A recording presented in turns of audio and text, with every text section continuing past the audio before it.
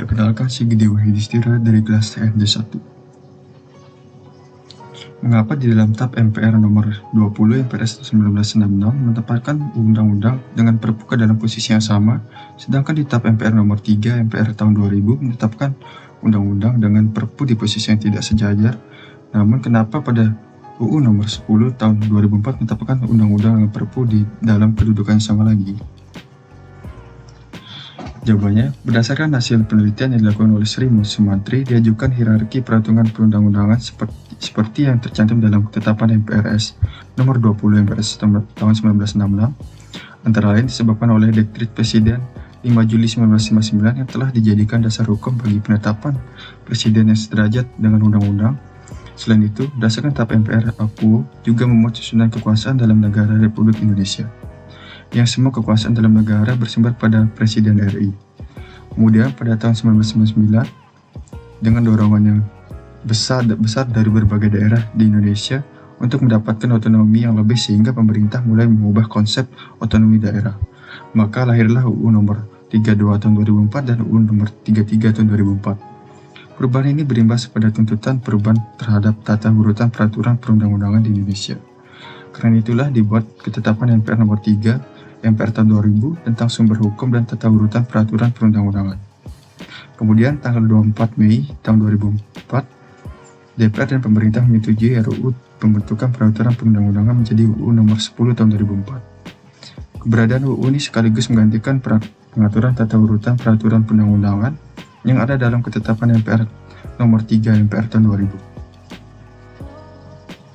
Dalam UU nomor 10 tahun 2004, dalam UU nomor 12 tahun 2011, TAP MPR kembali didudukan di posisi setelah UUD dan sebelum undang-undang. Hal tersebut serupa dengan ketetapan MPRS nomor 20 MPRS tahun 1966. Bentuk peraturan perundang-undangan ketetapan MPR ini berada di posisi antara UUD dan dengan undang-undang. Menurut Sri Sumantri, hierarki dalam TAP MPRS nomor 20 MPRS tahun 1966 tersebut karena ketetapan MPR adalah produk legislatif MPR yang merupakan perwujudan pasal 3 dan pasal 6 ayat 2 UUD 1945. Oleh karena itu, materi muatan dari TAP MPR bukanlah materi muatan konstitusi. Sedangkan menurut A. Hamid S. Atamimi, tugas dan fungsi MPR dalam mengubah dan menetapkan UUD berbeda secara kategoris dari tugas dan fungsi MPR dalam menetapkan GBHM.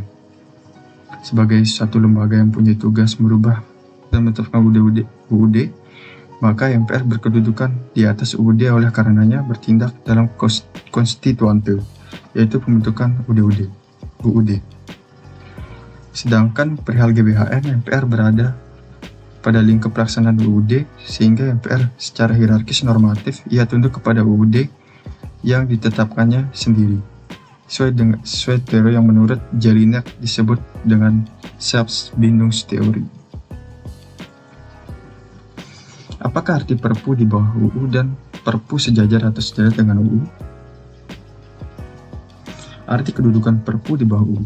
Dari penjelasan Maria Farida dalam buku yang berjudul Ilmu Perundang-undangan Dasar dan Pembentukannya, bahwa sebenarnya UU dan Perpu dalam hierarki peraturan perundang-undangan memang memiliki kedudukan yang sama.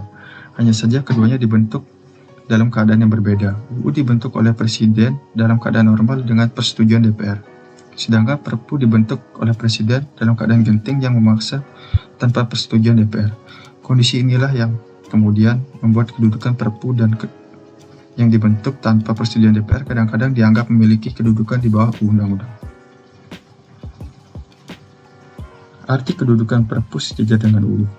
Maria Farida juga menjelaskan bahwa Perpu ini jangka waktunya terbatas atau sementara, sebab secepat mungkin harus dimintakan persetujuan pada DPR, yaitu pada persidangan berikutnya. Apabila Perpu itu disetujui oleh DPR akan dijadikan undang-undang, sedangkan apabila Perpu itu tidak disetujui oleh DPR akan dicabut.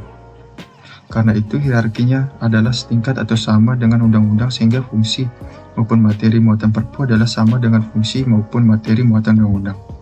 Jadi, saat suatu Perpu telah disetujui DPR dan dijadikan undang-undang, saat itulah biasanya Perpu dipandang memiliki kedudukan sejajar atau setingkat dengan undang-undang. Baik, itu saja. Terima kasih.